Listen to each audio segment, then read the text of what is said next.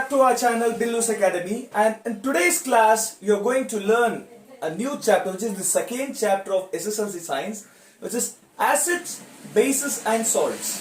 Okay. And in this chapter, first mainly we will learn what are acids and what are bases. What are the difference between these? What are the properties of acids and what are the properties of bases? Even salts we will learn, we will study in the same class, in the same video, but at the later part of the class, at the later part of this same video. Okay, so before getting into the chapter, let me ask you something. Have you ever tasted a lemon, tamarind, food that you eat? Okay, any substance which is present around us, it is made out of matter, right? You all know this. Even this choppers, okay, whatever you are holding in your hand, books, everything is made out of matter.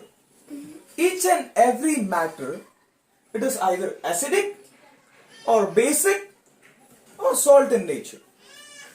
This is clear. This you have to remember. Anything surrounding by you, any matter which is surrounded by you, it is either acidic in nature, it is either basic in nature, or it should be a salt. Okay, salt, nothing but neutral. Acids, you can imagine that it is like acids and bases are basically opposite to each other. They are contrast to each other. It is like this is a hero, this is a villain. Okay, this is a north pole, this is a south pole of a magnet. You can imagine this is a plus and this is minus. Anything, they are but nothing but contrast, or they are nothing but opposite to each other. There are few physical properties that you need to know about acids and bases. Okay, as I said, salts we will study in the later part of the session. First we'll know something about acids. Acids, they are nothing but they are sour to taste. If you taste anything, if you taste a substance, okay, if it is sour to taste, then it is an acid. If it is bitter to taste, this bitter. If it is bitter to taste, then it is a base. B for base, B for bitter. You have to remember this. Easy to remember, right? Okay. So, do you know litmus paper? You have already studied this in your class 8th standard and your 9th standard as well. Litmus paper is nothing but it is a strip of a paper which something looks like this. Okay, and this comes in two colors. One is red litmus paper and the other one is blue litmus paper. Okay, if you take a red litmus paper, if you take a red litmus paper and if you dip it into a acidic solution, dip it into any solution, don't say it acidic, dip it into any solution. If it remains red, and if you take a blue litmus paper, and dip it in any solution, if it turns red, if it changes its color into red, then it is an acid. It is written over here, you can read this. They turn blue litmus paper into red. But whereas red, it remains red, there will be no change. If you take a red litmus paper and dip it into a base, the red litmus paper turns into blue. Here, they turn red litmus paper into blue. Okay, if you dip a blue litmus paper, yes, there will be no change. Blue remains blue in bases. Here, B for base, B for bitter, B for blue. Easy to remember, right? Okay, I'll tell you a few examples for acid. HCl, hydrochloric acid, H2SO4, okay, sulfuric acid, HNO3, nitric acid. There are many other examples, acetic acid, okay, tartaric acid, various, you get n number of examples for acids. Let us see a few examples for bases as well.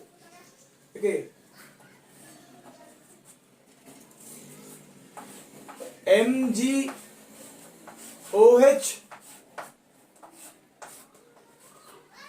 MgOH, remember this, you have studied in chapter 1, magnesium hydroxide, milk of magnesia. It is nothing but milk of magnesia.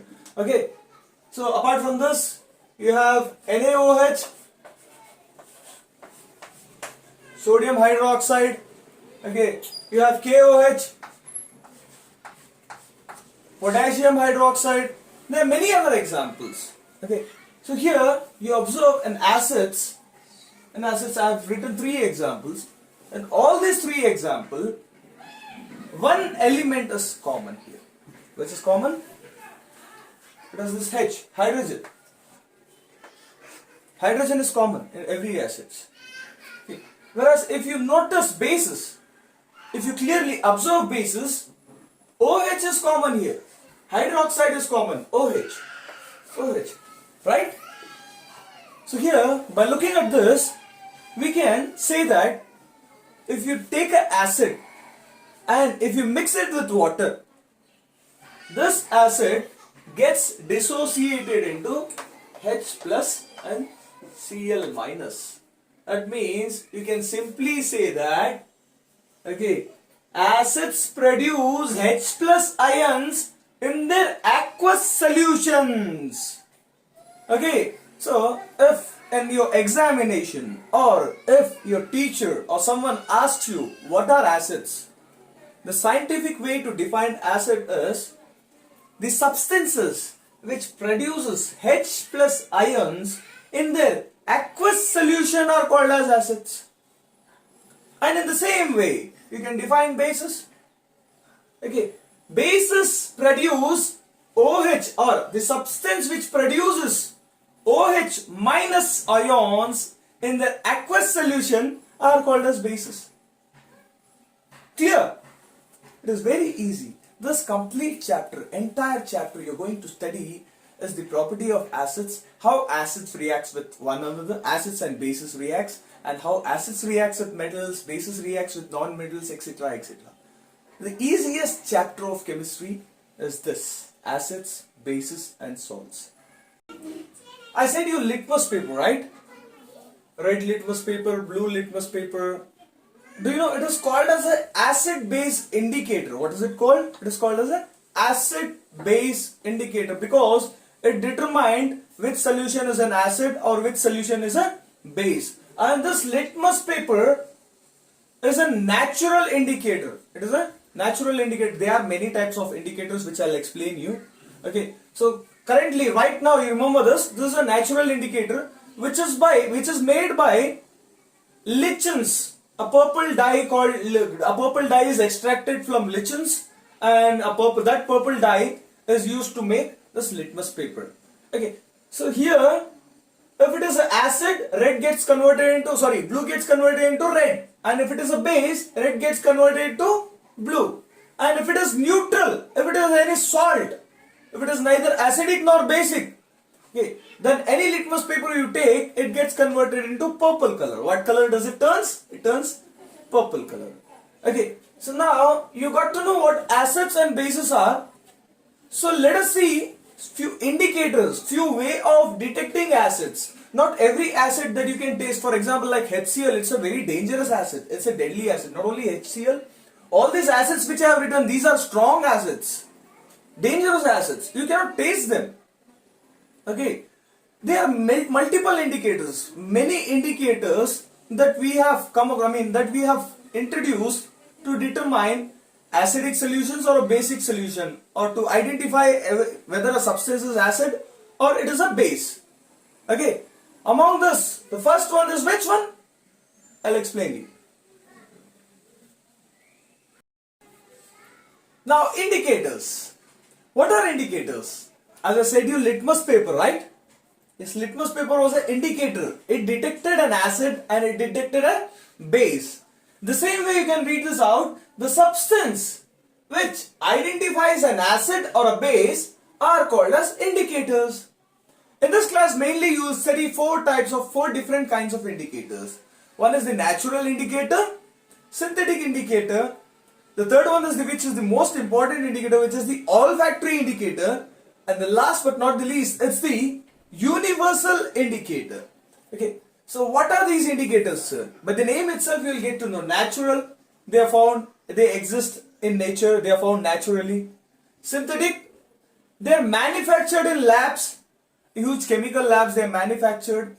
The olfactory indicator, this olfactory, OL, it is related to smell, odor, okay. The kind of substances which detects acidic or basic nature of any substance by their smell are called as olfactory indicators.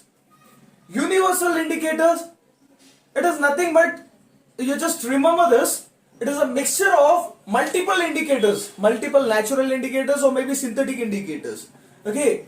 But this universal indicators, it not only identifies whether a given substance is acid or base, but also determines how strong an acid is or how strong a base is. Okay, these are the indicators. Natural indicators. By the name itself, you will get to know natural indicators are the indicators which are already present in the nature. They are present in various plants. Like the litmus paper which I have explained you, the litmus paper. This litmus, it is being made out of extracted dye from the lichens, which is the purple dye which is extracted, and this litmus is being made. Litmus paper is being made, sorry. Okay, the same way you get red cabbage. Have you seen red cabbage? Green cabbage is very common. Red cabbage is not that common. Even this red cabbage is also a form of, is also an example for natural indicator. But the same way there are many other examples. Okay, like petals of flower called as potentia, and there are many other examples like germanium and many examples. But basically, if you remember 2 examples, that will be more than enough. First will be your litmus paper.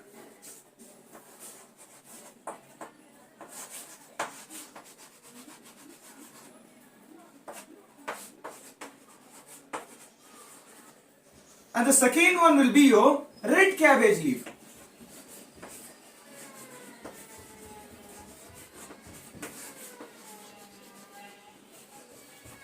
Okay. Basically, what happens in this red cabbage leaf is, if you take this red cabbage leaf, okay, and if you dip it in an acidic solution, if you dip it in any solution, if it turns, if it red color remains red, then it's an acid. And if you take another solution, if you dip this red cabbage, okay, and if this red color changes its color to green, what color does it change? It changes into green, then it's a basic solution. This is about natural indicators. Now we have to learn about synthetic indicators. Synthetic indicators. Just like the natural indicators, synthetic indicators, by the name itself, you will get to know that these are the indicators which are synthesized, manufactured, prepared at the laboratory. Okay. So these indicators, like we have few examples, among which one is your methyl orange.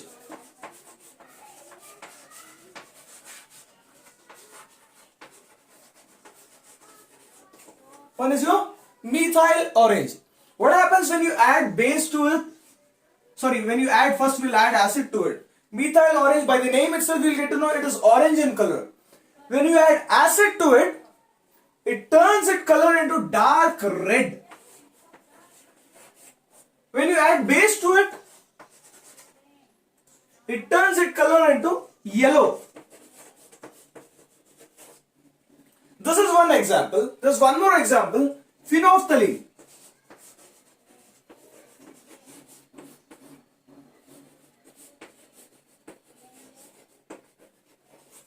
This is another example. Phenolphthalein, it is basically a transparent fluid, transparent liquid, just like water. It doesn't have any color. Okay. Since it's a transparent, if you add acid to it, there will be no change. It still remains transparent. No change will take place. But if you add base to it, this phenolphthalein, which is transparent, will turn its color into pink. Okay, these are the 2 best examples, very good examples for synthetic indicators. Now, we'll look into our next type of indicator, which is olfactory indicator. Olfactory indicator, as I have earlier informed you, OL, all, it is related to smell. What is it related to? It is related to smell. Okay, the indicator which differentiate acids and bases with respect to smell are called as olfactory indicators. I'll write down the definition because this is an important indicator. Questions might be asked like what are olfactory indicators? Give few examples for olfactory indicators. What happens to onion when you add acid to it? This kind of twisted questions might also be asked. Okay, I'll write down the definition first.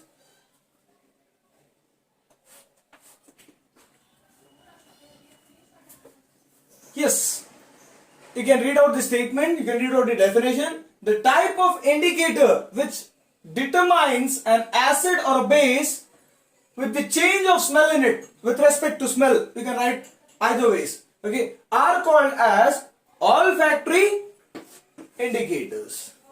Example, onion.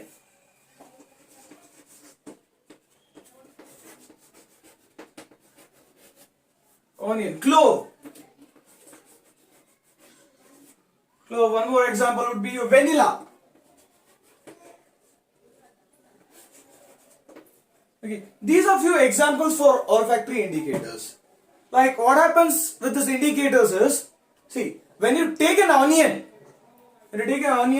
you remove the layer of the onion, okay, you remove one single layer, you tie it in a cloth tightly, keep it in a refrigerator or keep it somewhere, you take that cloth, okay, the next day you take that cloth out, and if you add an acid,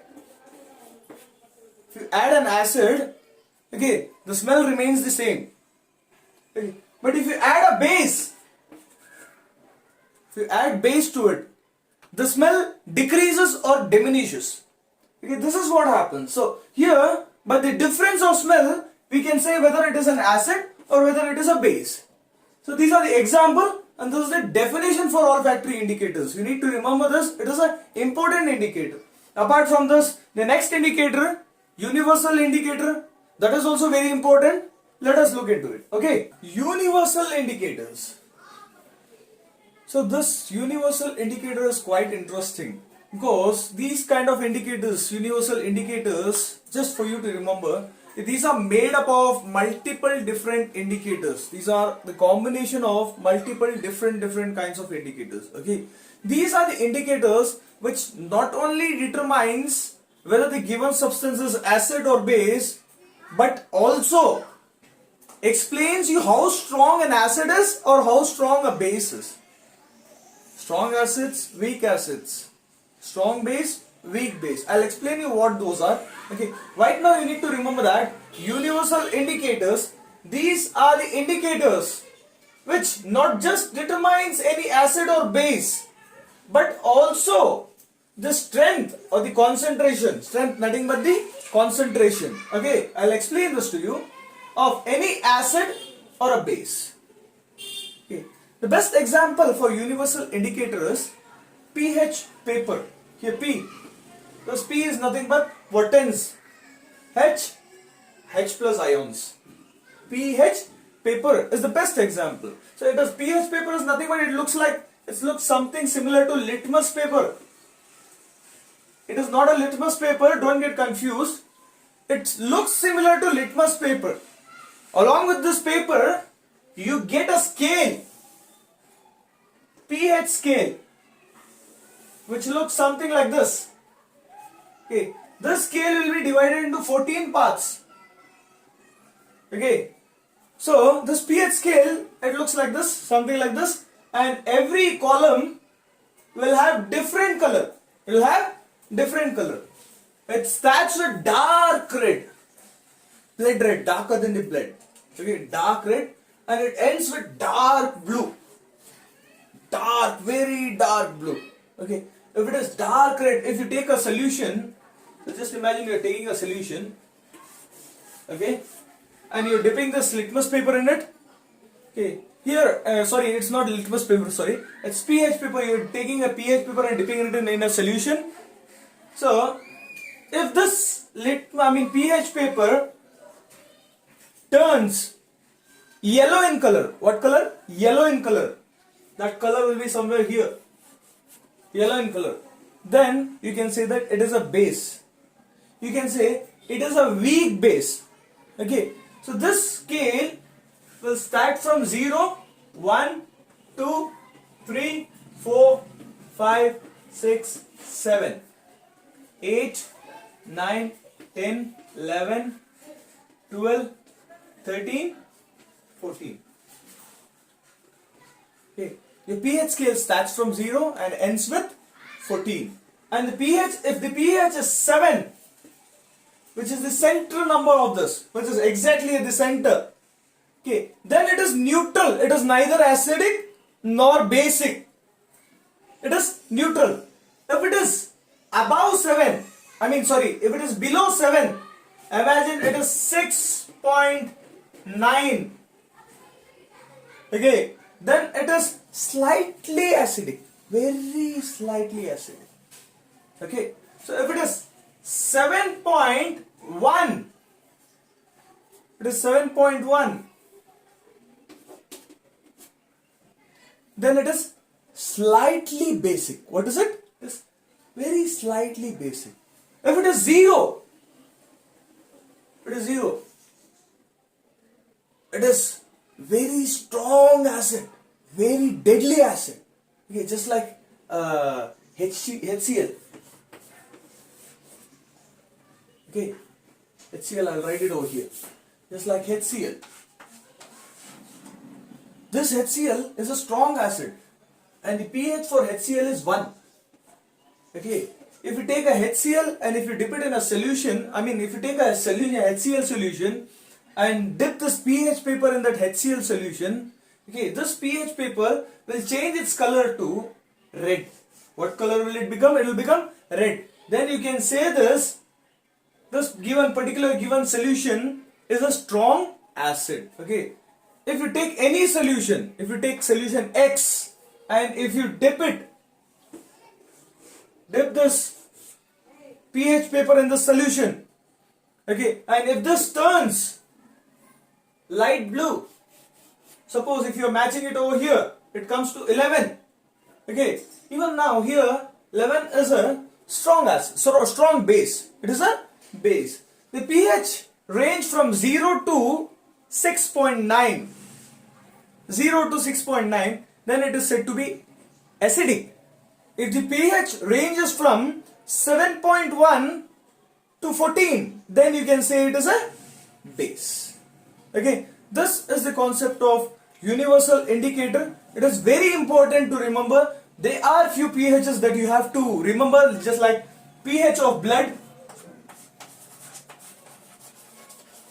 pH of blood is 7.6 to 7.8. This is the pH of blood. pH of HCl is 1, which is acidic. 1 is over here, it is acidic. 7.6, 7.6 might come somewhere here. Okay, so it is basic in nature. Our blood is basic. There are many other importance of pH in our daily life. Okay, I'll explain this. The uses of pH in our daily life. So, if the pH of rain is below 5.6, I said you if the pH is above 7, it is basic. If it is below 7, then it is 5.6, right? 5.6 is below 7. Okay, so then the rain is called as acidic rain. What is it called? Acidic rain. So how does it happen, sir? How does the rain, which is in the pure form, how does it gets converted into acid? You see the various waste which is being released by factories, carbon dioxide which is released by factories. Okay, this carbon dioxide, when it mixes with water, it gets converted into carbonic acid. Or when sulfur dioxide mixes with water, then it is converted into sulfurous acid. Okay, this all reaction happens when this rainwater while falling down gets combined with the oxides of non-metals. They form acid, and the rain is said to be acidic rain. Okay. Now the next thing which happens is tooth decaying. The next thing which happens is tooth decaying. If the pH level is lesser than 5.5, tooth decaying happens. What happens is, if you eat something, okay, the bacteria don't directly attack to our teeth. Okay, they attack the food particles which are left over in the places, in the gaps of our teeth. Okay, these bacteria, what happens is, they start eating the food and they decompose that food into into acids. What does it do? They decompose that food into acids. Then later on, what happens is, this acid, what happens is, it reacts with our teeth enamel. Teeth enamel, it is made out of calcium phosphate. Okay, it is the strongest substance in our entire body. Okay, which is the strongest substance? It is the teeth enamel. Okay, so this teeth enamel, which is calcium phosphate, it reacts with acid, and slowly, slow by slow, it gets corroded. It gets what? It gets corroded. Okay. By this process, what happens is, you lose your enamel, you lose your calcium phosphate. Okay. Then later on, what happens? That bacteria will go inside. Your harder part is removed. Your topmost hardest part, which is protected by your calcium phosphate, it is removed. It is removed due to acids reacting with it. Now bacteria easily enters into your teeth and it starts attacking it. So that is how the teeth decaying happens if the pH level is less than 5.5. So this is acidic, right? It is less than 7. Anything which is less than 7, the pH level is less than 7, then it is said to be acidic. So in order to decrease the acidity, increase the pH level, what do you use? We use base. Toothpaste that we use, it is a base. We use base to neutralize acid, to kill effects of acid. Okay. So this is about tooth decaying. Not only tooth decay, our body, a human body, it can survive only in the narrow range of pH, only in the specific range of pH, that is 7 to 7.8. The pH range, if the body pH is slightly basic or neutral, only then a human being can survive. If it is above 7.5 or if it is below 7, it is very difficult for a human to survive. In fact, we cannot survive at all. Okay, this is really very important, because in order to maintain the pH level, there are multiple functions, there are multiple activities which takes place in our body. Not just humans, even plants require a specific range of pH for their healthy growth. If the pH of soil is less than required, which is required to the plants, then the plants will not grow healthy. Okay, they might be suffering with some deficiency, or they might be attacked by some diseases or something, but they will not grow healthy. Okay, in fact, few plants won't grow at all. Okay, this is about plants. There are many other uses of pH, like you see HCl. It is present in our stomach. It majorly helps in our digestion. It is a main part, it is a main enzyme which is released in our stomach. Okay, so you see sometimes people face acidity, they face stomach upset. Okay, why does it happen? It happens because of increase in concentration of acids. Okay, if you have more acidic food, there will be more acidity in your stomach. Eventually there will be more trouble to your stomach. So in order to neutralize this acidity, so you consume antacids. What do you consume? Antacids. You consume ENO, soda. Soda is nothing but, it is a basic salt, it is base. Okay, so this ENO, it is nothing but base. Similarly, milk of magnesia, MgOH, twice. Even this is also a very good example for base. It is actually an antacid. It reduces acidity from our stomach. Okay, so here not only this, for self-defense of animals like nettle leaf.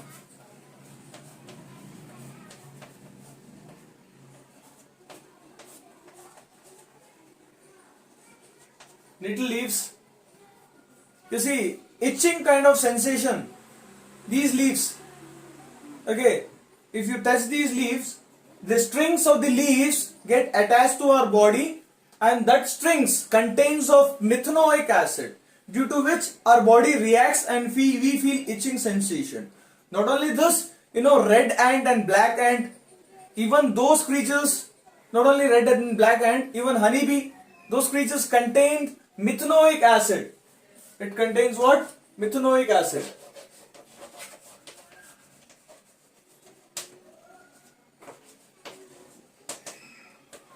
It contains what? Methanoic acid.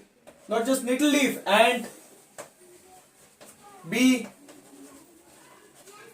many other creatures. They contains methanoic acid. For that purpose, when the methanoic acid gets in contact with human skin, there is a reaction which takes place and we feel uncomfortable and we feel itchy kind of thing. Okay, so these are the importance of pH in our daily life. Okay, so I said you something called as strength of acid. 5.6 is a weak acid. If it is like 7.8, which is here, where is it? 7.8, it is a weak base. If the pH is like 1, which is of HCl, it is a strong acid. I said you this, right? So let us see what a strong acid is and what a weak acid is. So strong acids, as I have said you, first let us recall once again. Acids. The substance which produces H plus ions in their aqueous solution are called as acids, and the substance which produces OH minus ions in the aqueous solution are called as bases. Okay. In the same way, strong acids are the acids which produces more number of H plus ions in their aqueous solutions. Got it? And the strong base, looking at this, you can easily say the substance which produces more number of OH minus ions in their aqueous solution are called as strong base. Then what are weak acids? What are weak acids? Those which produces, instead of more, less number of H plus ions in their aqueous solution are called as weak acids. And those which produce less number of OH minus ions in their aqueous solution are called as weak base. As simple as that. So now let me explain this to you. You are taking a solution. Okay. You are taking water in it and you are adding acid to it. You are adding what? Acid to it in this solution. Okay. So suppose you imagine you are taking 100 molecules of a substance X. If this 100 molecules are added to water, among this 100 molecules, only 40 or 50, okay, I'll write it here, 40 or 50 or maybe even 30 gets dissociated and forms H plus ions. H plus. Okay, you can see this H plus. They are only among this 100, 40, 50 or 30, they get dissociated into H plus ions. Here, not all the molecules are getting dissociated. This kind of acid is called as weak acid. It is not strong, it is weak. Only few are getting dissociated. Only few H plus ions are formed here. It's a weak acid. So if all the 100 molecule is getting dissociated, or if not, at least 95 to 99% of the molecules are getting dissociated, then it is a strong acid. Same goes with the base. If you take water in this, and if you add any base, and if you are taking 100 molecule of X, which is base, X we consider acid, let us consider Y. Y is a base. You are adding 100 molecules of Y to water, in which if only 30 to 50% of the molecules gets dissociate, not all the molecules get dissociate, not all molecules forms OH here, then it is called as weak base. What is it called? It is weak base. If all the molecules are getting dissociated, then it is producing a large number of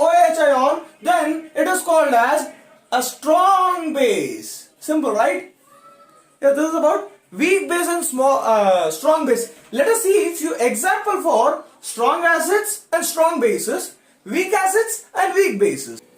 Weak acids. Generally, weak acids are found in fruits, vegetables, leaves, plants.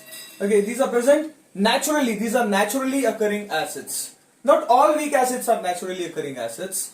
Even manufactured synthetic acids can also be diluted. Can also be what you can convert those strong acids into weak acids also by adding water to it. Okay, we'll see that process. What happens when you add water to acids? Okay, so here you have to remember all this. Okay, questions might be asked like what acid is present in vinegar, what acid is present in tomato or nettle leaf, anything. So here vinegar contains acetic acid, tomato contains oxalic acid, lemon or orange, any kind of fruit which looks like lemon or orange contains citric acid, nettle leaf or ant string, it contains methanoic acid. Methanoic acid is also called as formic acid.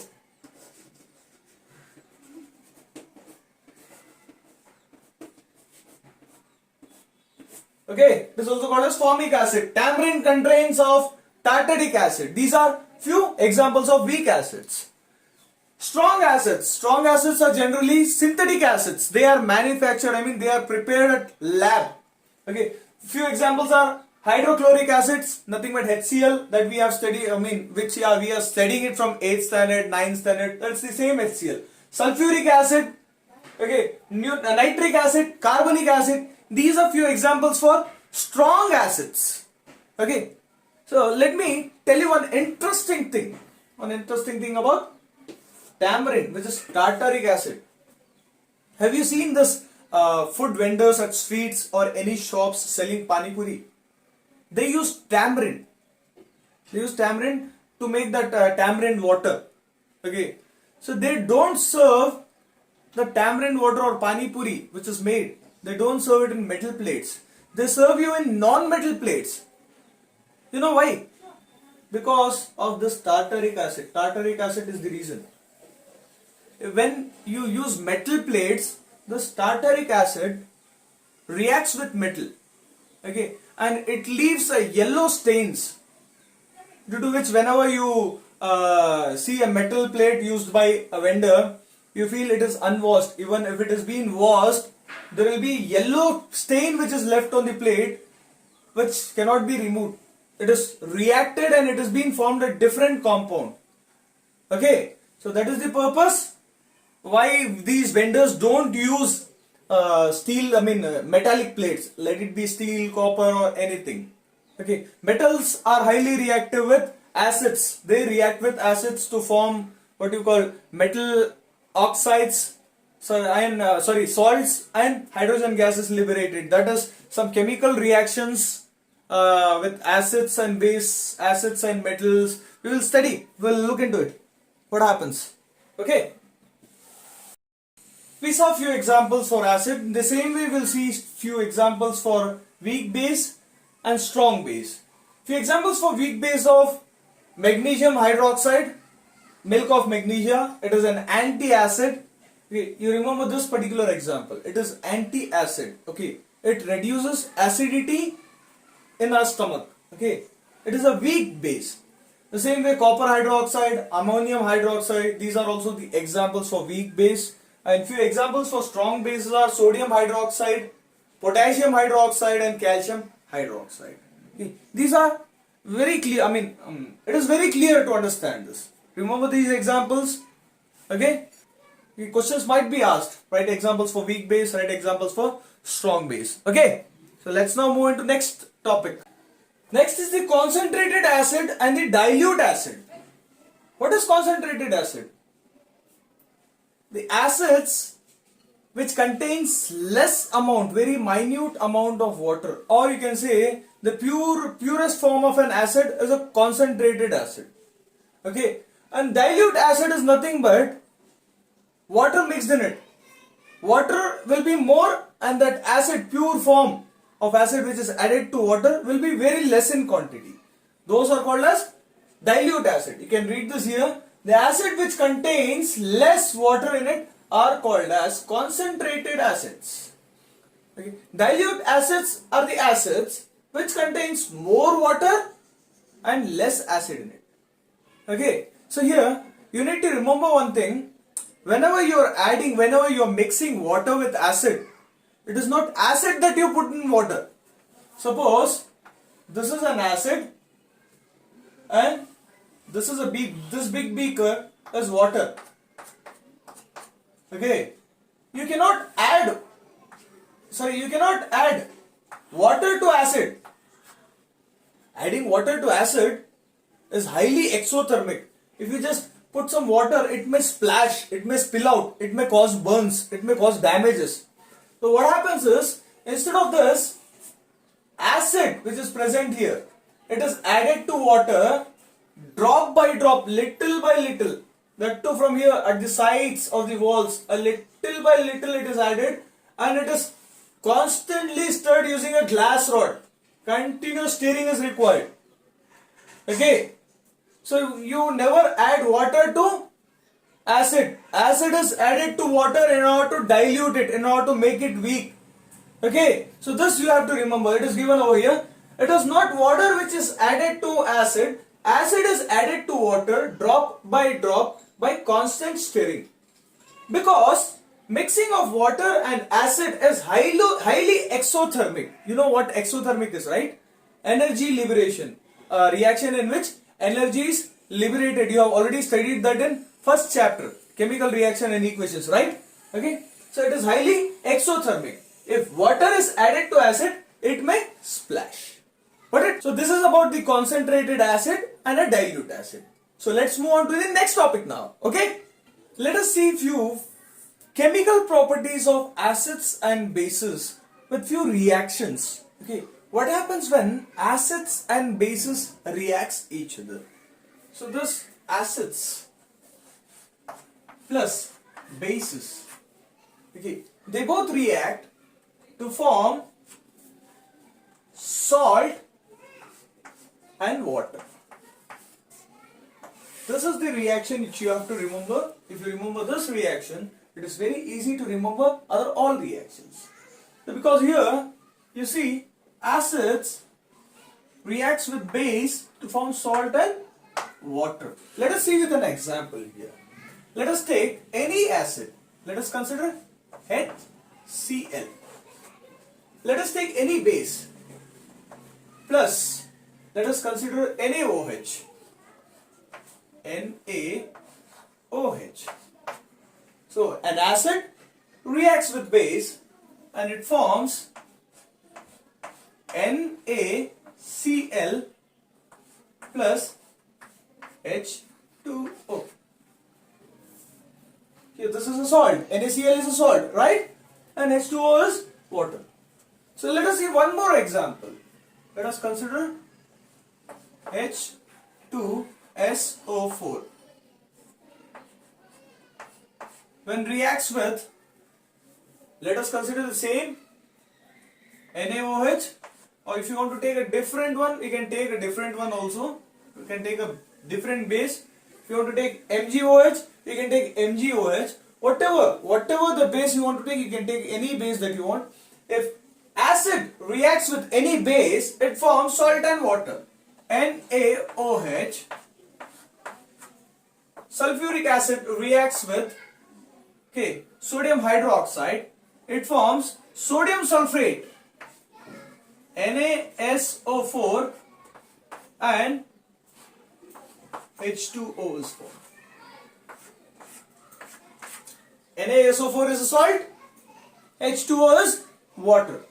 This kind of reaction is called as neutralization reaction.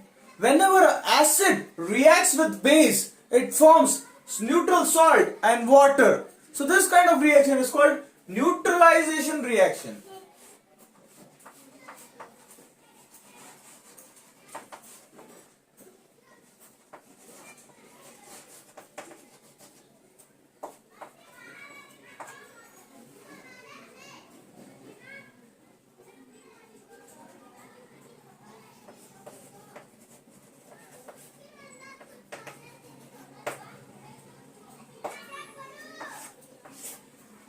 So what is a neutralization reaction? It is a type of reaction in which acids and base reacts together and they nullify each other. What did they do?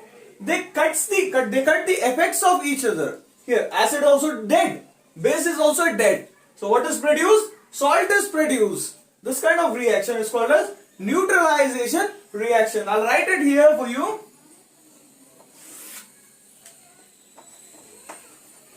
Okay. The reaction in which acid reacts with base and nullify each other is called as neutralization reaction. Okay. So here, whenever a strong acid reacts with a weak base, whenever the strong acid reacts with the weak base, okay, here I'll write it here, strong acid plus weak base, okay, we know that salt and water is formed, salt plus water is formed, okay, but the salt which is formed here, it will be of acidic salt, because acid is strong here, base is weak, and the salt which is formed here is an acidic salt. Okay, whenever a weak acid reacts with a strong base, so what is formed? You can easily say that basic salt is formed. Basic salt and water is formed. Okay, you are getting this concept clearly, right? So here, acid is strong, base is weak. So here, whenever a salt is formed, whichever is being strong, that effect is being seen over here in the salt. Okay, means strong acid reacts with weak base, as acidic salt is formed. Weak acid reacts with strong base, since base is strong here, basic salt is formed. So here, whenever a strong acid reacts with strong base, both are strong. Here even acid is also strong, base is also strong. Whenever a strong acid reacts with strong base, neutral salt is formed and water is formed. Water is always neutral here. So neutral salt and water is formed. You're clear with this concept, right? You have to remember this concept, because if you remember this concept, all these concepts are very easy for you to remember. Okay, here, why I am saying this is because, let us see this with the second example. Reaction of acid with metals. Whenever acids reacts with metals, okay, it forms salt and hydrogen. Here, acid and base reacts, salt is formed. Salt is formed. Instead of water, hydrogen is formed. Getting it? We will see with an example. Acid H2SO4 plus zinc Zn. Okay, acid reacts with metal. It forms ZnSO4. ZnSO4. Okay, which is a salt. And here, what is left? Hydrogen is left. Hydrogen is liberated here. H2, it is liberated. You check this with any example you want. For example, you take, okay, HCl. You take the same metal Zn. Or if you want to take different metal, you can. Okay, you are reacting HCl, which is an acid, with zinc. Okay, it forms ZnCl. It forms zinc chloride. Plus this hydrogen is liberated here. Hydrogen is liberated. You clear with this concept, right? Whenever acid reacts with metal, A plus metal, salt S plus H2 is liberated. Hydrogen gas is liberated. Okay, hydrogen gas here it is liberated. Okay, this hydrogen gas which is liberated, we have to identify whether this gas which is liberated is hydrogen gas or it is some other gas. There is an experiment for that. Before that, let us understand this. Okay, so here acid and metals, it's over. So here reaction of acid with metal oxides. So let us consider the same one, H2SO4 plus ZNO, metal oxide. This is a metal oxide, right? So whenever it reacts with metal oxide, okay, so here I'll write it here, acid A plus metal oxide. Okay, acid reacts with metal oxide to form salt plus water. Here, amazing, right? Acid reacts with base, salt and water is formed. Acids reacts with metal oxide, salt and water is formed. Okay, let us see with an example here. H2SO4, as I was explaining this to you, H2SO4 reacts with ZNO, zinc oxide. Okay, zinc sulfate is formed. ZnSO4 is formed plus H2O is formed. This is water. Here salt, water. Acid, metal oxide, salt, water. Okay, this metal oxides which you see, right? Metal oxides, let it be any metal oxide. Let it be zinc oxide, ferric oxide, or let it be any metal oxide, particularly metal oxide, not non-metal oxide, not carbon dioxide, not sulfur dioxide, nothing like that. Okay, any metal oxides you see, these are basic in nature. What is the nature of metal oxides? These are basic in nature. Since they are basic in nature, whenever acid reacts with base, salt and water is formed. Even here, acid, it is reacting with something which is basic in nature, metal oxide, salt and water is formed. Easy? Okay? Everyone clear about this, right? Okay, now, shall we consider one more example? Okay. I'll rub this example. I'll consider one more example, which is HCl reacts with any metal. HCl reacts with what do you say? Copper. Okay. HCl plus Cu. Copper is a metal, right? Copper oxide. Sorry, copper I should have been taken here. Let us take oxide, metal oxide. This copper oxide forms CuCl, copper chloride, and H2O is formed. Every reaction that you see here, it is not balanced. I want you people to write down those reactions and balance each and every reaction so that it will be a practice for you and you will not face any problem at the time of exams. Okay? So this HCl reacts with copper oxide, copper chloride is formed and water is formed. Sorry, here. Water is formed. Okay, here. Reaction of acids with carbonates and bicarbonates. Same thing happens. Carbonates consist CO3, right? CO3 is carbonate. Here. CO3 is carbonate. Okay. And HCO3 is bicarbonate. Hydrogen carbonate is nothing but bicarbonate. Okay. Whenever acid reacts with carbonates or acid reacts with bicarbonates, salt and water is formed. What is formed? Salt and water is formed. Here you have carbonate. See, carbon extra over here. Even you have carbon extra here. What extra is formed? Carbon dioxide is formed. I'll tell you this. See, acids. Okay. Acids plus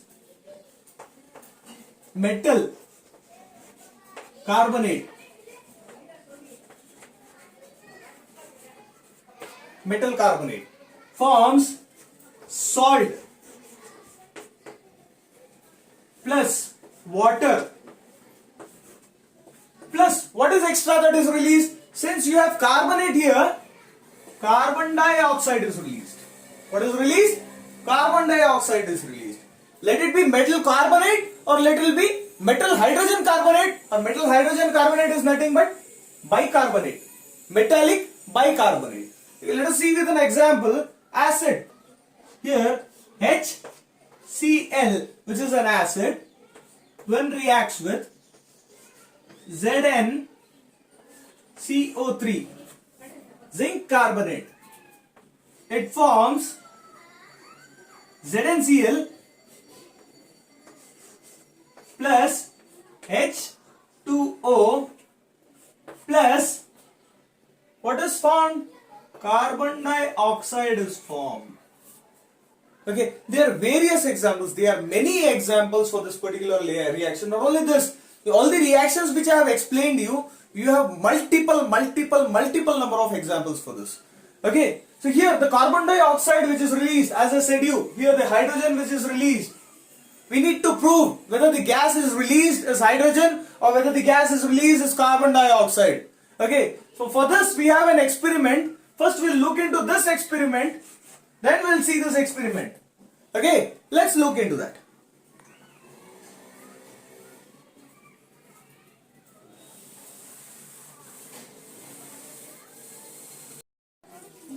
Now we know that when an acid reacts with metal, okay, so here salt plus hydrogen gas is evolved. Now we need to check whether this gas is hydrogen or is it something else. So there is an experiment. Okay, so you take a test tube. You take what? You take a test tube. Okay, and fill this test tube half filled with dilute sulfuric acid. Dilute sulfuric acid, H2SO4. Okay, and add few zinc granules in it. What do you add? You add zinc granules, small particles, grains of zinc. Okay, you cover this so that the gas whichever is evolved, it shouldn't escape, right? So you cover this and you connect a delivery tube here. Okay, you connect the delivery tube here. You see this? The delivery tube which I am connecting. Okay, it is going straight into a soap solution. Where is it going? It is going into a soap solution. This particular beaker to which delivery tube is dipped here, it is a soap solution. So as soon as you add zinc granules here, hydrogen gas will be liberated and it will be passed through this tube. When it is passed through this tube, you will see this, there will be a formation of bubbles. Okay, be a formation of bubbles. Okay. What you have to just do is, you have to take a candle.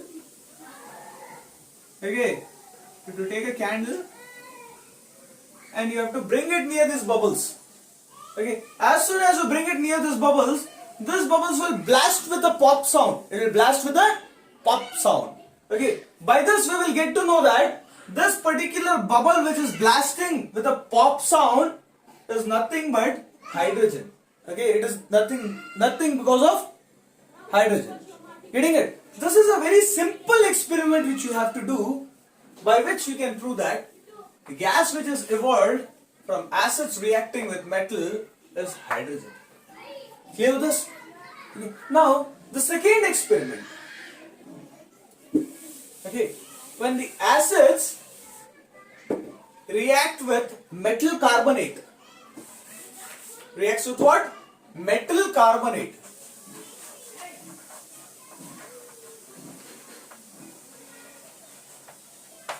Okay, acid plus metal carbonate, or let it be metal bicarbonate. So what is produced here? Salt plus water plus carbon dioxide is produced. What is produced? Carbon dioxide is produced. So we need to detect this carbon dioxide. What do you need to do? We need to detect this carbon dioxide which is produced. So what we'll do is, we'll take a test tube. The same way which how we proved hydrogen gas is evolved, it is exactly the same way which we are going to prove. Okay, we are taking a test tube. We are filling this with dilute sulfuric acid. Okay, dilute sulfuric acid. And we are adding sodium carbonate.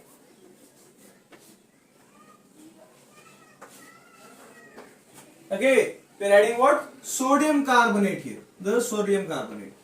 When sodium carbonate is added, see here, sodium carbonate is added to what? H2SO4.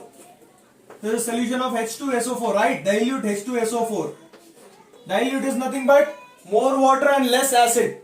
Okay, so this H2SO4 reacts with sodium carbonate and it forms NaSO4, sodium sulfate plus water H2O plus CO2 is released. So what is released? Carbon dioxide is released here. So this, I'll attach a delivery tube just as I did it in previous experiment. Okay, this delivery tube, I will not connect this to a soap water here.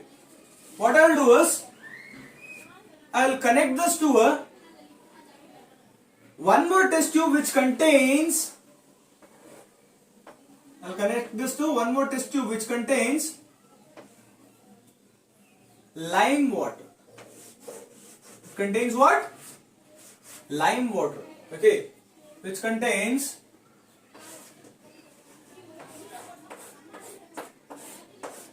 calcium hydroxide, nothing but slaked lime.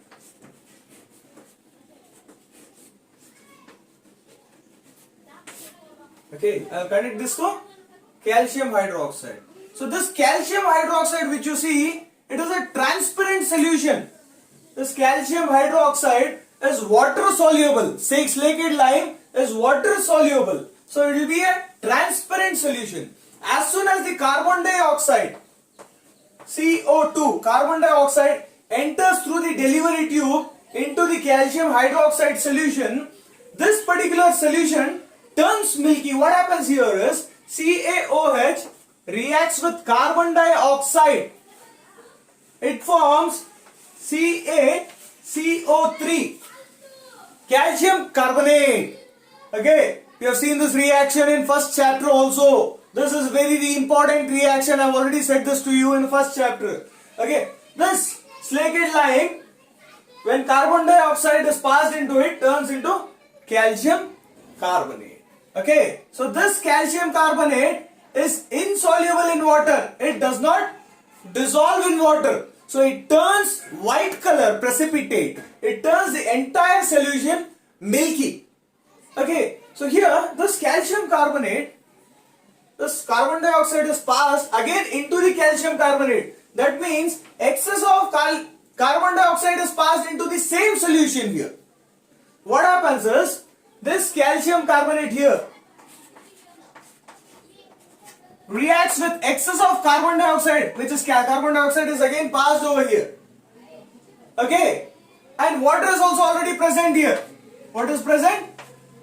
Water is already present here. Okay, even here water is present.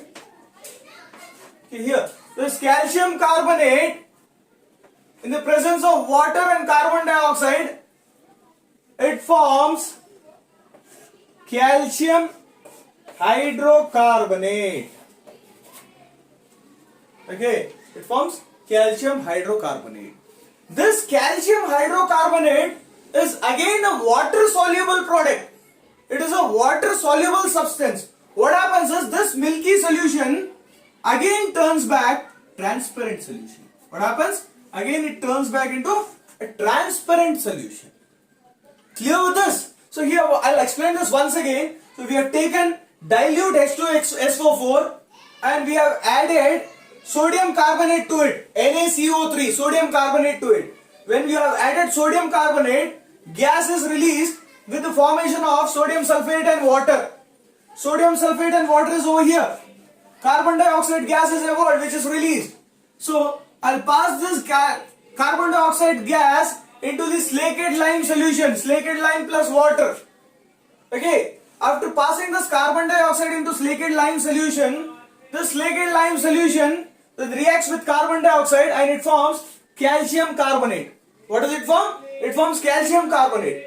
That calcium carbonate, on passing of excess of carbon dioxide into the same solution, so here water is present, calcium carbonate here it is formed, it is present, excess of carbon dioxide is being passed, these three react and it forms calcium hydrocarbonate. This calcium carbonate is a insoluble substance. This this calcium hydrocarbonate is soluble. Okay, here the slated lime is also soluble.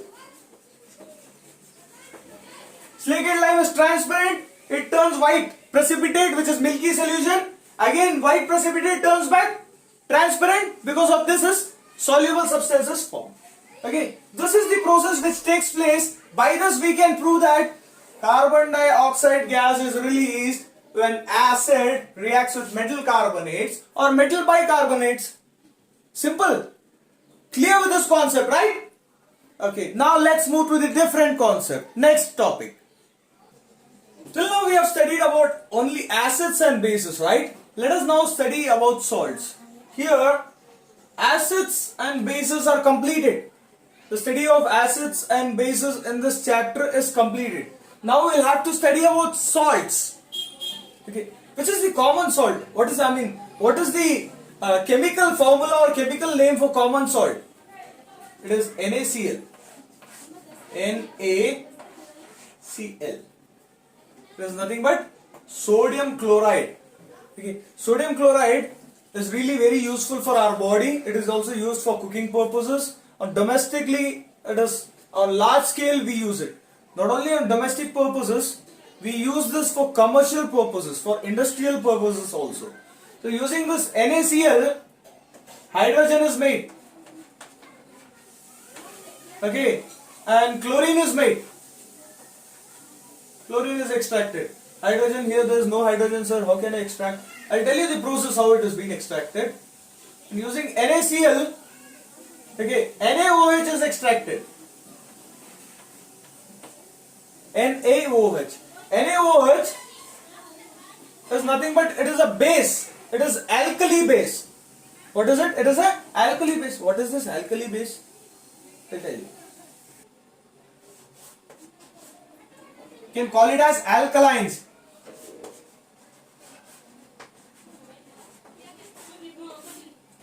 What are alkalines, sir? Alkalines are nothing but the bases which dissolves in water. Not all bases, this bases which you see, right? They don't dissolve in water. Generally, not all bases dissolves in water. There are only few bases which dissolves in water, and those bases are called as alkalides. Okay. Water soluble bases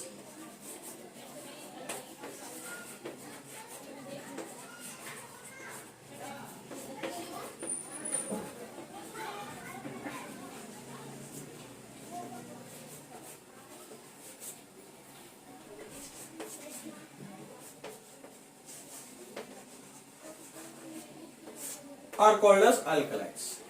Simple. So this is an alkali. Okay. So this particular process of extracting hydrogen, chlorine and alkaline, okay, is called as chloralkali process.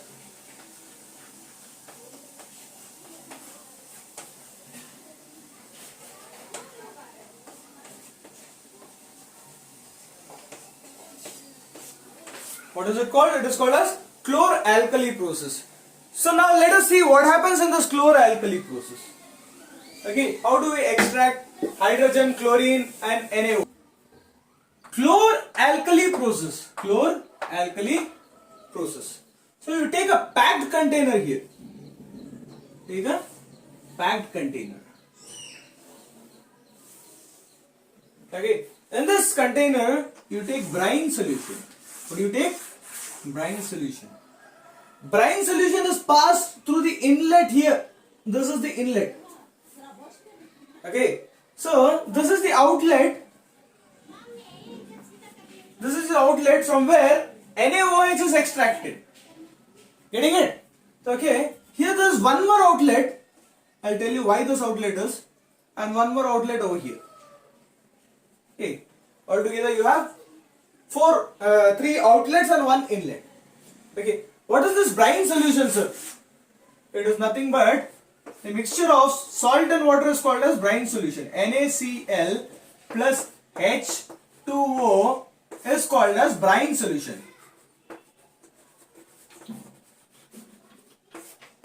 Okay, in this brine solution, we will insert two graphite rods.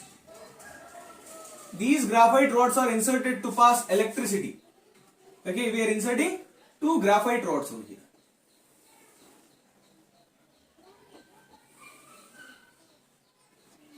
Okay, this is negative charge graphite rod. It is being connected to negative terminal of a battery, and this is positive charge. It is connected to positive terminal of the battery. Okay, so this is negative, this is positive. This is anode, this is cathode. Okay, so here on passing electricity, observe this carefully. On passing electricity, what happens is this solution contains salt, right? NaCl. Okay, NaCl. This NaCl here, NaCl gets dissociated into Na plus and Cl minus. What does it get dissociated into? It gets dissociated into Na plus and Cl minus. This is the first step which happens. After this, what happens is the Cl minus is negative charge. It gets attracted to the positive rod, positive graphite rod, which is anode. So this part, what you can say is, if you divide this like this entire region will become positive. This entire region is said to be negative, right? So all the chlorine, Cl minus, okay, if it is here, Cl minus, Cl minus, Cl minus, so this entire chlorine Cl minus will get shifted here. This from here comes here, Cl minus, Cl minus. Okay, you got this.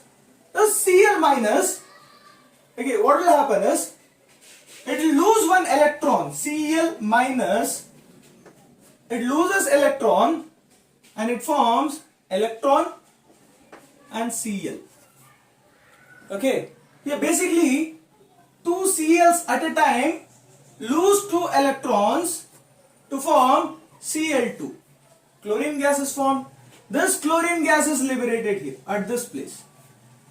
Okay, that is why this outlet is. Okay, so here Cl gas is liberated, Cl2. So you have Cl here. Now we have extracted Cl, right? So now here Na plus is left. Cl minus becomes Cl2 and it is being liberated here. This gas is being collected separately. So Na plus, what happens is, Na plus gains the electron. It acquires electron and it becomes Na. Okay, it acquires the electrons and it becomes Na. So this Cl minus was at the positive charge, near the anode. This Na plus will be near the cathode. Na plus, Na plus. This will gain electron and it will become Na. This Na, what will happen is, it will react with water present over here. Na will react with H2O. What happens is, NaO, sodium oxide plus hydrogen is formed. Okay, this hydrogen is liberated here. This reaction Na plus H2O, it is happening at this part because Na is present here near this anode, and that is the reason hydrogen is liberated here near cathode, sorry, not anode, cathode. Okay, so here H2 is collected as H2.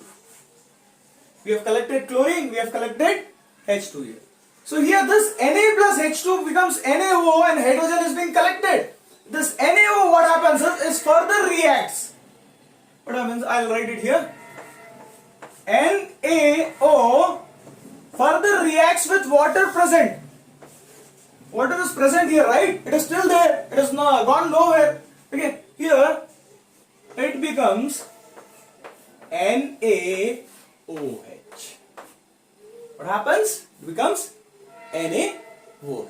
Okay, this NaOH will be mixed in this water and will be extracted here from this outlet. Okay, NaOH. So now we have extracted all three elements, right? All three components, right? Here If you write this entire reaction, you can write it as NaCl.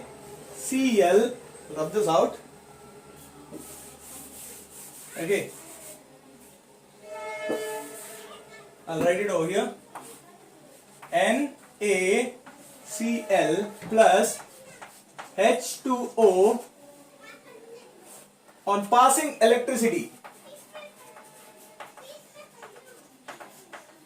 On passing electricity, it forms NaOH plus Cl2 plus H2. Both the gases are liberated. So you got NaOH, Cl, H2. This is chloralkali process and it is very easy to remember. Okay, so here the extracted hydrogen, the extracted chlorine and this extracted NaOH, as I said, you have a commercial purpose, I have its commercial uses. Okay, I'll tell you the uses. NaOH we have extracted from chloralkali process. I said you it have its own uses, commercial uses. It is used to preparation, manufacturing of soaps.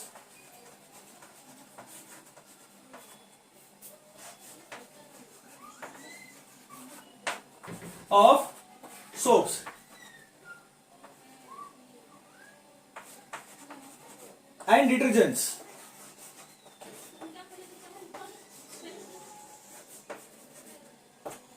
Manufacturing of soaps and detergents.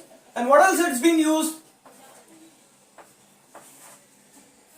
It is used for degreasing of metals.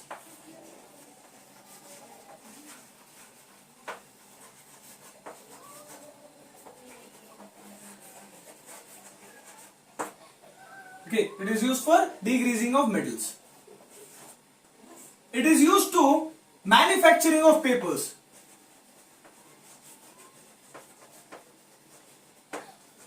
Manufacturing of papers and also synthetic fiber.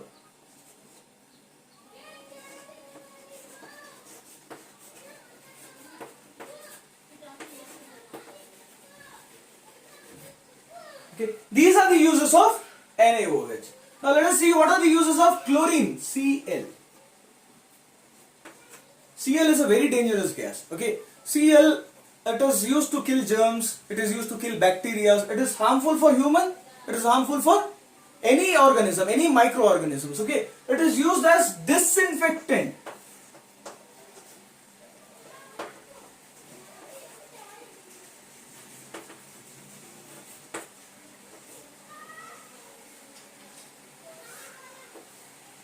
Disinfectant for water. It is used to clean swimming pools.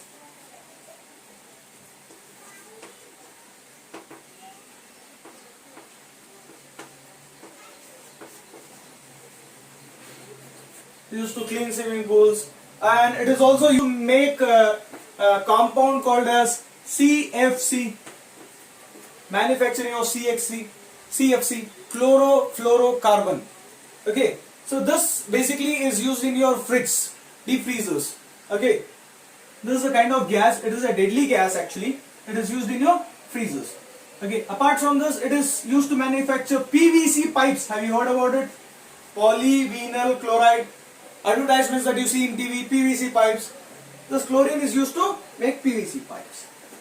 Apart from that, it is used to make pesticides.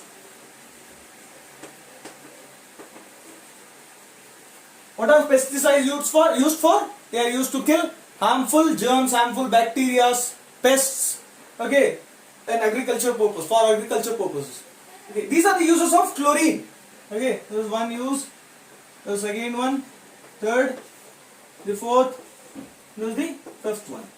Okay, these are the uses of NaOH, chlorine. Now you have hydrogen left.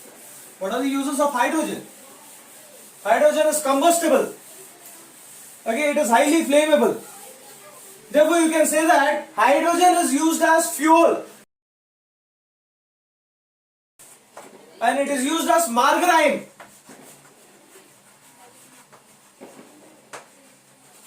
Margarine. Margarine is nothing but it is a substance which is used to harden, which is used to solidify oils. Okay, you see vanaspati ghee. Okay, this margarine, this hydrogen is used as margarine to solidify oils, to convert liquids into solids, such liquids like oils into solids. Okay, apart from this, hydrogen is used as fertilizer.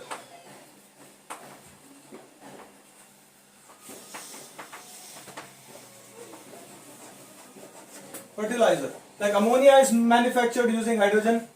NH3. Hydrogen is the major component, right? Fertilizers are fertilizers are made using hydrogen. These are the uses. These are some uses of hydrogen. So what all did we get from chloralkali process? First is NaOH. Then we got chlorine, then we got hydrogen, right?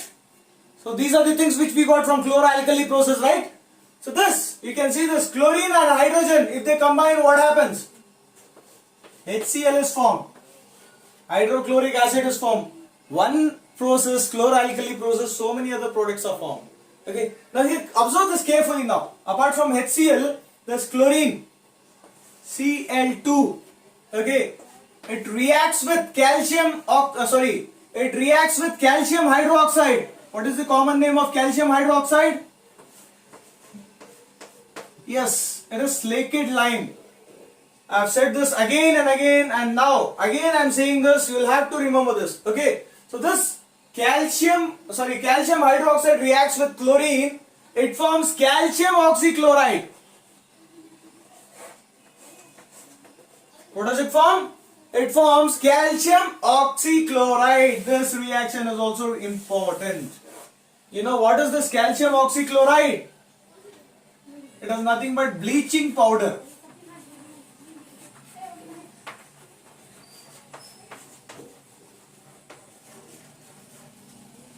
Bleaching powder. Along with this, hydrogen is liberated plus H2. Okay. So if you balance the equation, everything will be fine. Okay. So always guys, always whenever you see any equation, always try to balance it and try to complete it. This chlorine is a gas, you write it G here. Calcium hydroxide is an aqueous form, you write AQ here. And this calcium oxychloride is also aqueous form, you write AQ here. And H2, which is a gas, you write G here. And you show upward arrow now to show that it is a gas which is liberated. Okay. So balance the equation. Whenever you see it, balance it and complete the equation. Okay. So here calcium oxychloride is nothing but what? Bleaching powder. Now you got to know how bleaching powder is formed, right? Let us see a few examples of bleaching powder.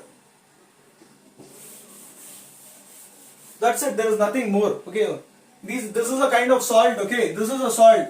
So here in salt session what happens is how a salt is formed and what are the uses. Basically that is given in this class, in this chapter. So now we'll see what are the uses of bleaching powder. Bleaching powder, what is this used for? Domestic cleaning purpose. First one, it is used for domestic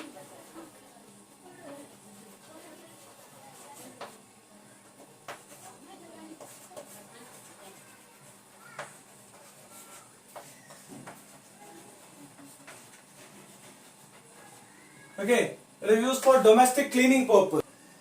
Apart from this, it is used as oxidizing agent in many chemical industries.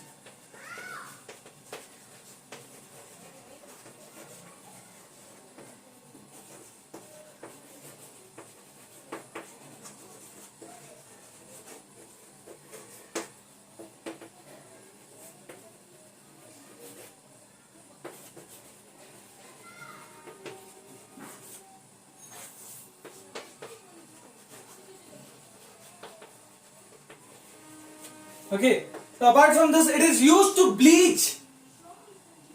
It is used to bleach wood and textile, wood and linen, cotton in textile industries and in paper manufacturing units. It is used to bleach. Bleach is nothing but clean. It is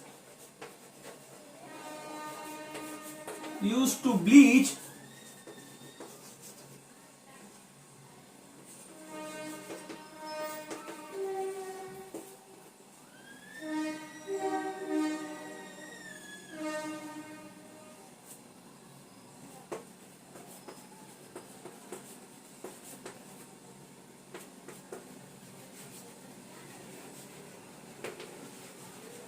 Okay.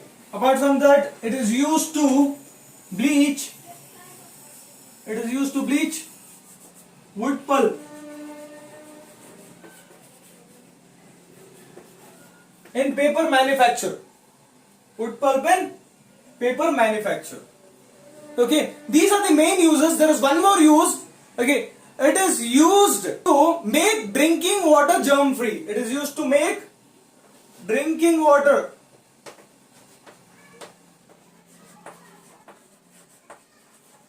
germ free.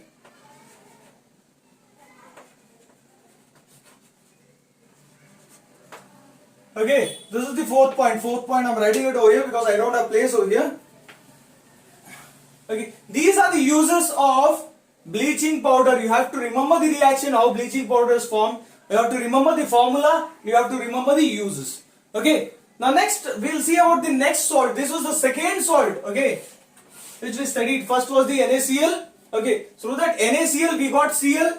Through the Cl we got calcium oxychloride, which is CoCl2. Next is the baking soda. Okay, what is the formula for baking soda? NaHCO3, sodium hydrocarbonate.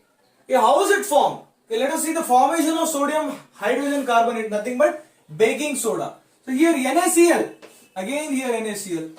NaCl have a lot of uses, right? NaCl plus water, H2O. This is nothing but brine solution, right? NaCl plus water, brine solution, right? This combines with ammonia, NH3, and carbon dioxide plus CO2. What forms is NaHCO3, NaHCO3 plus what we get? NH3Cl. NH3Cl. Okay, this is what we get. Okay, this is a salt.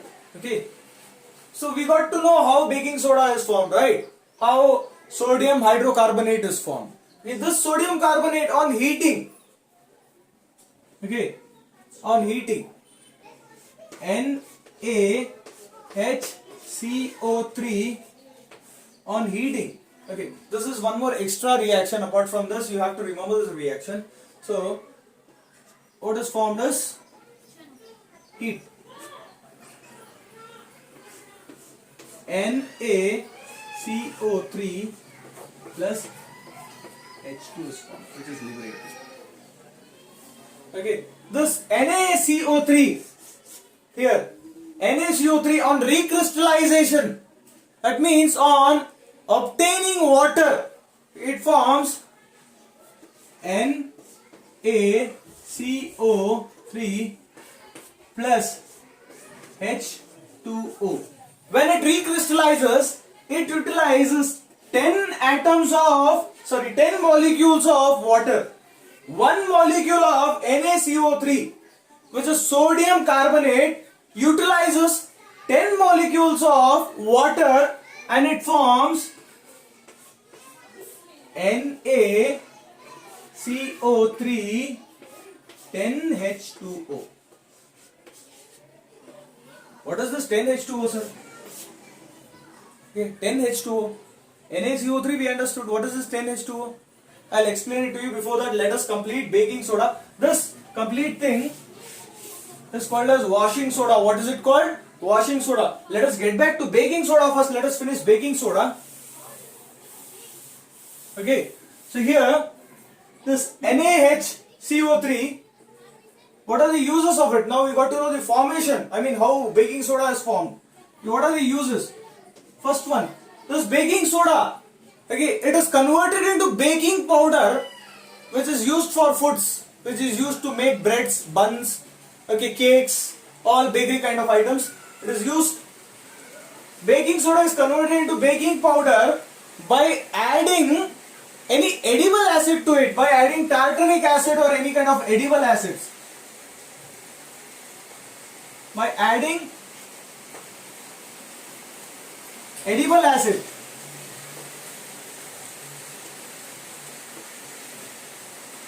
edible acid. Okay, this NH3, sorry, NaH, CO3, okay, forms baking powder.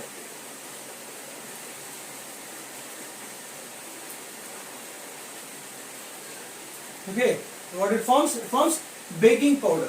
So how is baking powder formed? If anyone asks this question, if this question appears to your board examination, you can write by adding edible acids like tartaric acid to baking soda, baking powder is obtained. Clear? Baking powder, you cannot write this directly. Baking soda, this is baking soda, this is not baking powder. Baking powder is obtained by adding tartaric acid or any other edible acid to it. Okay, you clear with this? Okay. So now here, this baking soda is also used as, okay, this is used as soda acid fire extinguisher.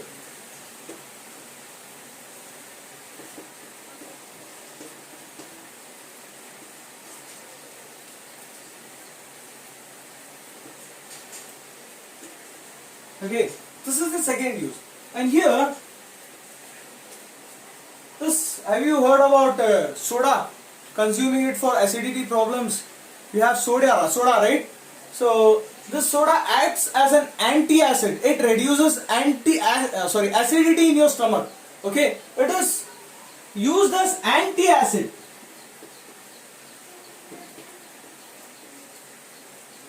Okay, it is a mild basic salt. Okay, it is not acidic salt, it is basic salt. It is alkaline in nature, that means it gets dissolved. Okay, these are the three uses of this baking soda. Have you ever seen bun or cake becoming fluffy whenever that is being cooked? Do you know why does it happen? I'll show you why it happens. Okay, it is quite interesting. So here, what happens is this NaHCO3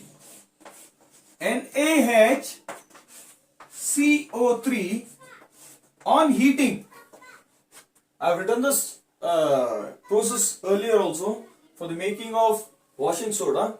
But here what happens is NaHCO3 on heating, it forms NaCO3 plus CO2 plus H2O. This is formed. Okay, but the formation of this, you can see this carbon dioxide, right? CO2, which is released. Okay, if this is the bun, when we are providing heat to this, okay, what happens is this heat.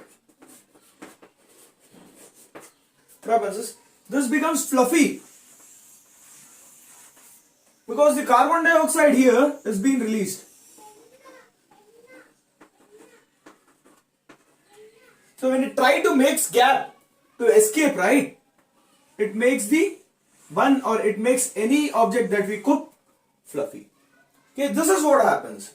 So here carbon dioxide, CO2 is released, CO2 is released, CO2 is released. The same way, everywhere here, CO2 is being released. So this is the reason why a bun or a cake becomes fluffy. Got it? Okay, now we'll move to the next salt, which is washing soda. This here. This is washing soda. Thus on recrystallization, this is not complete formula for washing soda. This on recrystallization becomes this washing soda. Formula is NaCO3 10H2O. Okay, this is sodium carbonate decahydrate. This 10 is nothing but decahydrate. It is called as sodium carbonate decahydrate. Okay, I'll write it here.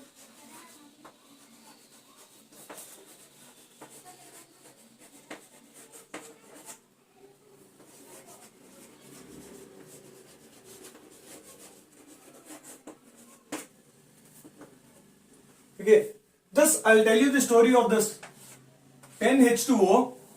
You will not write this, basically you will not write this with a bracket. You will write it by writing a small dot over here. Okay, so here, this, how it is being formed? On recrystallization.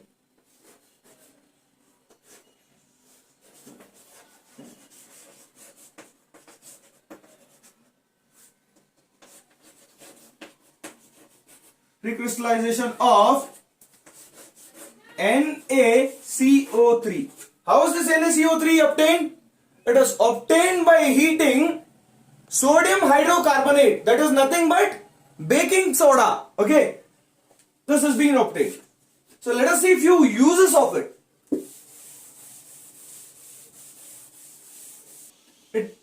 Number one, it is used in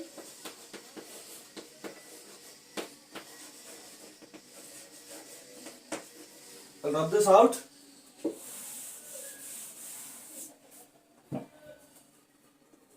Soap, paper, and glass manufacturing industries.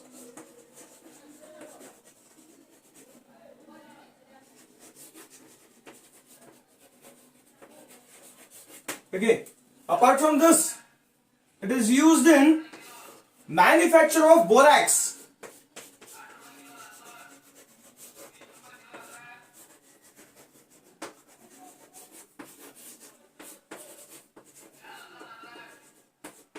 Okay, so you're wondering what this borax is, right? Yeah, this has not been mentioned in your syllabus, but this is a compound, this is a chemical which is used in laundry. Okay, this by adding small quantity of borax, okay, you can increase the property of washing soda. Okay, basically you don't have to remember that, but just remember that washing soda is used for manufacturing of borax. Okay. Third one, it is used to soften hardened water.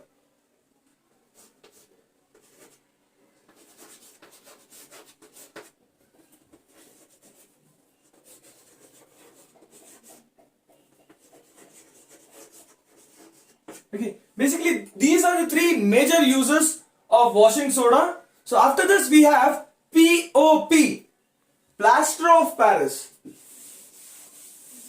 Okay, this crystallization which is being given over here, 10H2O, that concept, same concept, you can see it in plaster of Paris as well.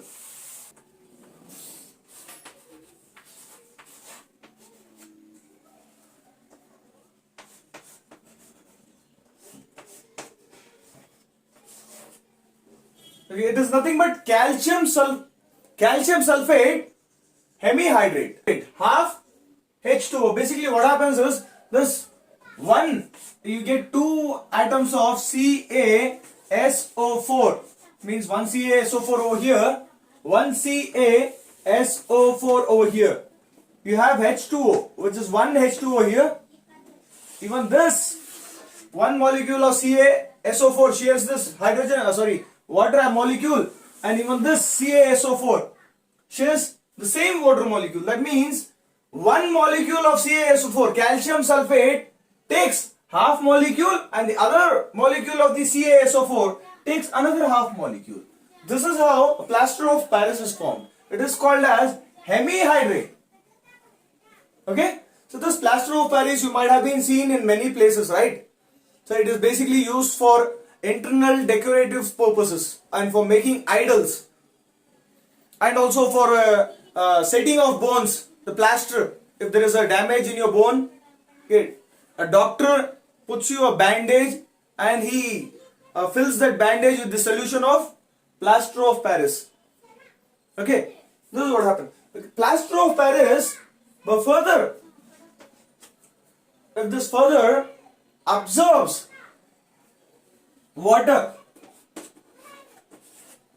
for example, consider this plaster of Paris, CaSO4 hemihydrate, right? Half H2O. Again, it takes 1.5 H2O. 1.5 H2O to form CaSO4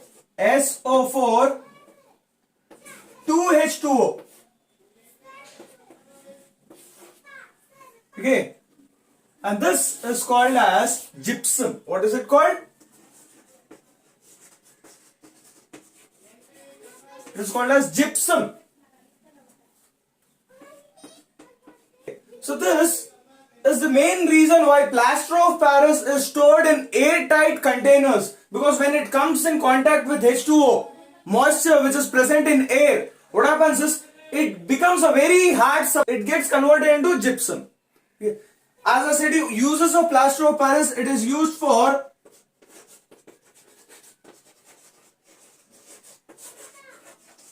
decoration, interior decoration purpose.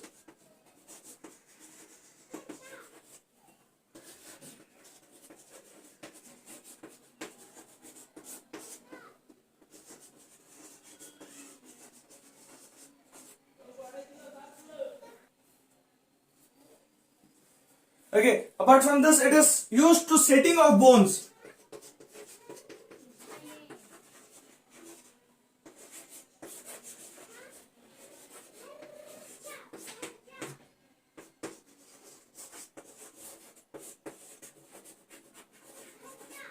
It is used to make toys or idols.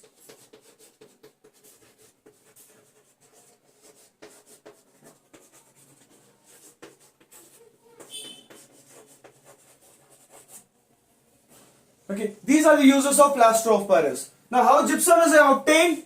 You have to remember on this. Okay, now let us move to the last and the final concept. This crystallization.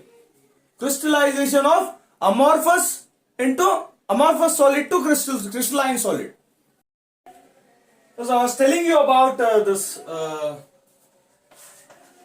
calcium sulfate, right? And dot 1/2 H2O, half H2O. The same way I said you about NaCO3, sodium carbonate, 10H2O. Okay, these are crystalline solids. Okay, by using water, by consuming water, they got converted into crystalline. As it is without water, without this NH2O or half H2O, they are in the amorphous form. Okay, let us see now what is a crystalline form and what is an amorphous form here. See this. These are the solids which have definite arrangement of molecules or atom. Okay, any solid you take, suppose NaCl.